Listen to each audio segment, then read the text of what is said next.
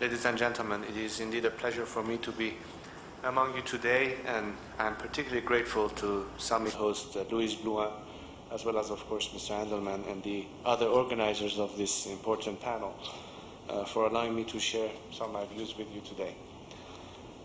It is somewhat redundant for me to remind this highly informed and distinguished audience of the importance of the Middle East and of its present volatility, and the threat which this dangerous volatility, if unchecked, poses to international peace and security.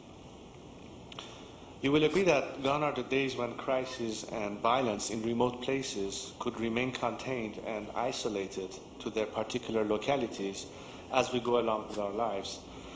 We live in an interdependent world that has become increasingly interconnected, and I need hardly make this point to an audience here in New York City that we are no longer immune from the consequences of what happens in troubled, faraway places. Today I wish to focus on the role being played by the clerical regime currently ruling my homeland, which is no doubt one of the main sources of instability and violence in the region. In my view, the dangerous threats posed by the adventurous fundamentalist regime in Tehran have reached new heights in the aftermath of the recent presidential elections. Iran's current leadership has lost any semblance of domestic legitimacy and international acceptability. And still, regional adventurism remains the regime's favorite escape route. By deflecting attention from troubles at home to stiffen the spine of the few die-hard fundamentalist supporters, the regime attempts to replace the legitimacy lost at home with the applause of radical Islamists abroad.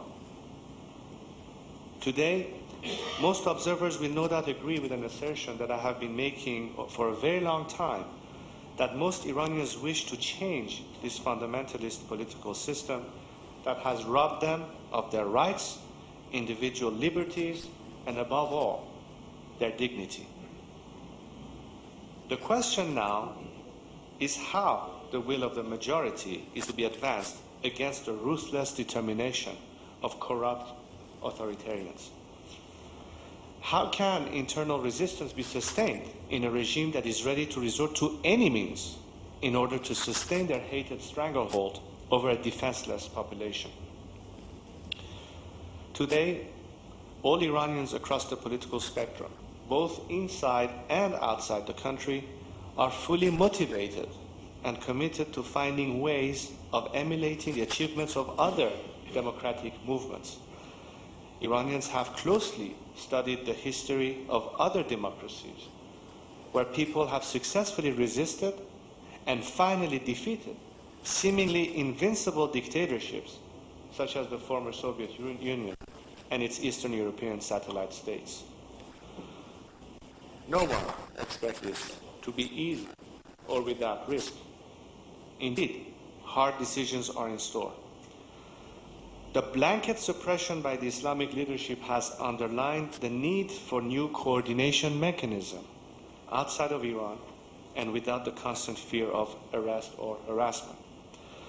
This external and internal coordination advances the struggle of the Iranian people and are necessary catalysts to achieving their ultimate objective of freedom.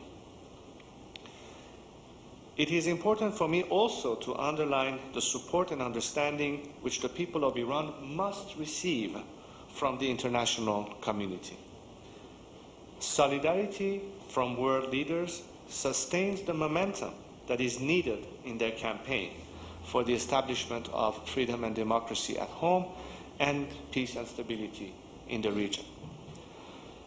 There should no longer be any doubt that the Khamenei-Ahmadinejad tandem is bent on securing the survival of their blood-stained regime by causing regional mayhem, inventing foreign threats, and then pushing nuclear defense as a requirement of nationalism.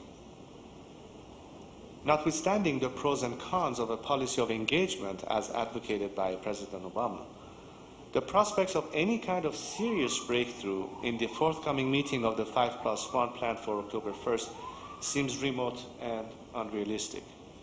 By the way, this most recent revelation further confirms the regime's lack of transparency and definitely deceit, and further, in my opinion, validates the international community's suspicions and doubts over the Iranian nuclear program. To the Iranian leadership, President Obama's offer of direct talks is not seen as a magnanimous gesture by a new and enlightened leadership for the sake of reducing tensions and resolving all disputes. To the clerics, his offer is a tacit acknowledgement of Iran's unchallengeable power. The ruling establishment in Iran sees the opportunity of dialogue with the West as yet another sign of encouragement for consolidating its positions. Expectations on the part of those seeking some form of a compromise regarding key issues, such as Iran's nuclear file or its support for terrorist organizations in the Middle East, are naive. Prospects for any kind of a satisfactory resolution of Iran's nuclear activities appear bleak, particularly in the wake of Ahmadinejad's disputed re-election. Having shown the stern face of his government domestically, and having accused the West of orchestrating the current turmoil in Iran, it is unrealistic to expect a more conciliatory attitude from his government.